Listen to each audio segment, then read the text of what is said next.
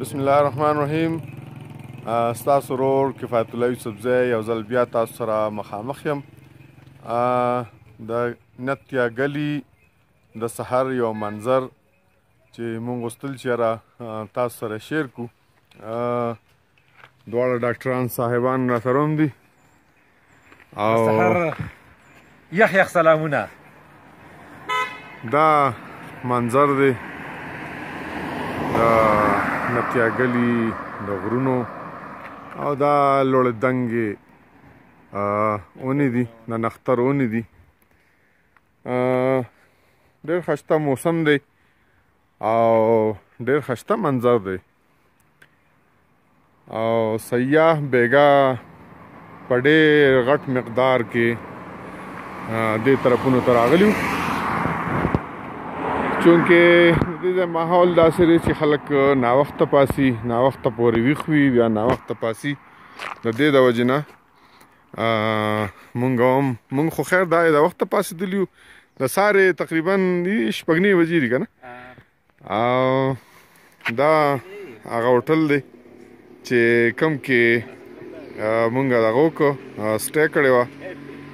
زمونږ د میزبان مطابق چونکې سیاح د لرې لرې نه راځي ډاکټر صاحب، نو زمونږ میزبان غالبا وی چې دلته کې صرف یو شپې دپاره چې تا ته کمره ملاویږي نو د 25,000 نه تر 35,000 پورې، لکه زیات نه زیات 35,000 او کم نه کم چې دی نو هغه 25,000 پورې ملاویږي. د دې بلډینګ ټاپ چې دی نو هغه لا انډر کنسټرکشن دی، خو بیا د اوس نه دونه ریټ ختلی دی. او دا خبره وه چې مونږ پکې فري وو.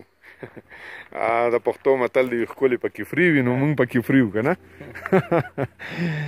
بس دا ده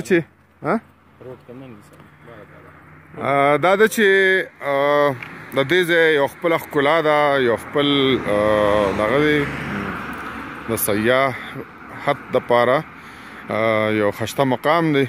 او بس دا چې دی نو د هر سړي زړه غواړي چې دې طرفونو ته راشي، خو د زرو قدر وي زرګر سره وي، نو دا ده چې دا ریټونه دونه اوچت ختلي وي نو ضروري خبره ده چې په هغې باندې سیاح هغه شان دغه ورکوي. دا لوکیشن دی د دې بلډینګ، او دا ده چې د هر چا د وس کار نه، چې زمونږ د وس کار هم نه دی. که مونږ هم د چا میلمانه نو ډېر مشکله ده چې مونږ هم دلته کې پاتې شو. نو خدای پاک تیار چاله وس ورکړي او چې دلته کې راچکر کېږي 100 روپۍ خلک قدرت نظاري ویني. او بس خدای پاک دې غرون له اوس هم ډاکټر صاحب وی چې دې غرون له خدای پاک ښکلا هم دا ورکړې ده چې دا خلک د دې لیدلو له راځي د لرې لرې پورې د کم ځای نه راځي. دا غالبا بارانونه ډېر شو که څه چلو چې دا ځایونه ورسره ډیمیج شوي دي. دا ګورئ تاسو ډېر ښایسته دغه دي بلډینګز دي لاندې. دا مونږ تقریبا څه ډېر زیات بره یو دی وخت کې که نه، کافي بره یو.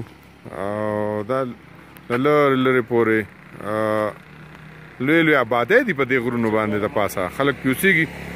مونږ د ښاري خلکو ته چونکې لږ دغه ښکارو، ګرانه راته ښکاري په دې غرونو باندې اوسېدل، او د دې ځای خلکو ته ډېر آسان ځکه وي چې د هغوی ژوند وي دې څیزونو سره. نو دا د سهار منظر او مونږ وی چې یاره تاسو سره شیر کو، او په ویډیو په ذریعه هو څه انجوایمنټ د دې نه نشي کېدی. البته دونه ده چې په ذهن کې صرف یو دغه پروزي چې یاره دام ښه ځای نه دي، بلکې نتیا گلی نوم چې دی نو هغه څه داسې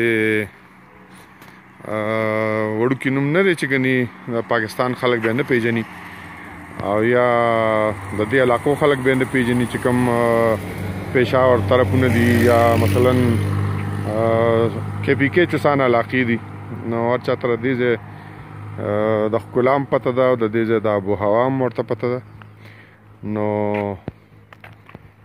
دا صرف شیر کوو تاسو سره دې لپاره چې موږ څه ولیدل چې د هغې نه تاسو څه ناڅه خبر کړو تر دې وخته پورې موږ ستاسو نجات غواړو الله په امان